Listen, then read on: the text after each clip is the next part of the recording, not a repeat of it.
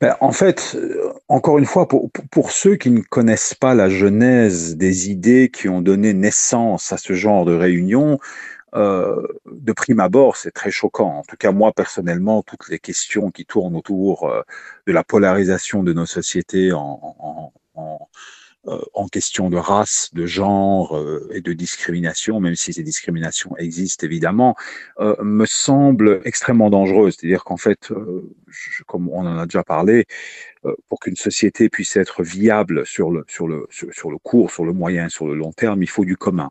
Et donc toutes ces questions qui centralisent la question du genre et de la race euh, jouent exactement, si tu veux, dans la cour inverse, c'est-à-dire qu'en fait, ils polarisent bien plus qu'ils ne réunissent les gens. Et donc, à partir du moment où on centralise, par exemple, ici, une certaine perception des discriminations, qui peuvent évidemment, bien évidemment, qui peuvent exister, il existe des lois, justement, contre cela, eh ben, inévitablement, ben, on va faire de l'expérience de chacun des traits d'une communauté, par exemple la communauté africaine, et à l'intérieur de cette communauté africaine, éventuellement les femmes africaines, et à l'intérieur de ces femmes africaines, éventuellement les femmes musulmanes africaines, et ainsi on ouvre la porte à, on va dire, à une théorie qui est la théorie de l'intersectionnalité, qui, si on la pousse au bout, ben, inévitablement, ben, chaque groupe qui va se sentir discriminé pour une particularité qui lui est propre va inévitablement invoquer euh, certaines choses et dans son action sociale. Et si on ne connaît pas, si les gens n'étudient pas convenablement la théorie de l'intersectionnalité, qui est une ramification du postmodernisme, ben, inévitablement, en fait, ils se retrouvent face à des réalités qu'ils ne comprennent pas. Tu sais, c'est un peu comme, pour pas changer de sujet, c'est comme le jour où on se réveille et on se retrouve avec des attentats sanglants au nom de la religion et au nom d'une idéologie en face de nous et on ne comprend pas comment les gens peuvent en arriver à faire cela. Ben, en fait, en étudiant la genèse des idées, on comprend comment les gens en arrivent, là, en arrivent à faire cela. Alors évidemment, ça n'explique pas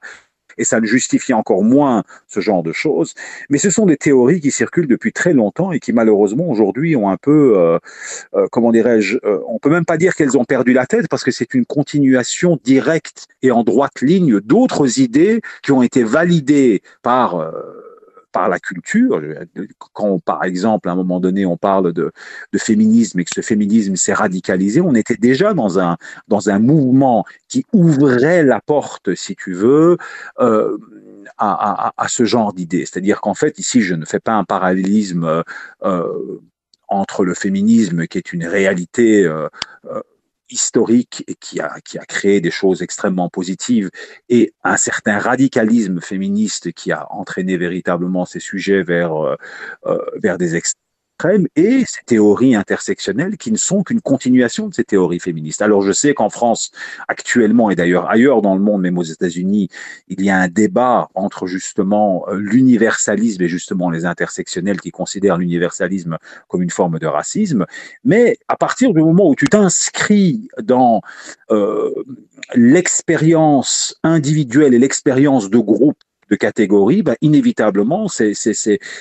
réunions de gens de couleur ou au nom d'une autre forme d'identité sont tout à fait ces réunions sont tout à fait cohérentes avec une certaine idéologie qui promeut ce genre de choses. Et donc, par conséquent, voilà, moi, ce qui m'intéresse, c'est plus la genèse des idées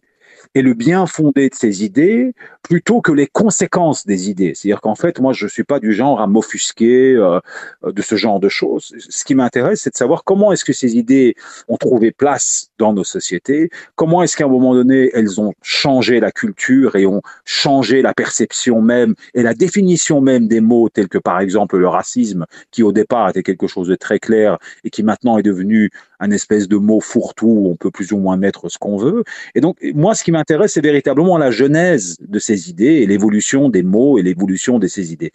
Et c'est pour ça que je me place un tout petit peu à distance de ce genre de débat qui m'intéresse très peu, en tout cas, dans leur manifestation concrète, euh, parce que tout ce qu'on voit n'est que la conséquence de certaines idées. Et donc, si on veut à un moment donné être cohérent avec nous-mêmes, il faut combattre les idées qui donnent naissance à ce genre de choses et pas être offusqué par les conséquences de ces idées. Donc voilà, donc, je ne sais pas si j'ai pu répondre à ta question, malheureusement peut-être d'une manière un peu trop abstraite, mais en tout cas, on doit vraiment se poser la question de savoir d'où viennent ces idées et on se rendra compte que elles circulent depuis bien longtemps dans nos sociétés et certains n'ont fait que les appliquer et les ont poussés un tout petit peu plus loin dans leur théorisation.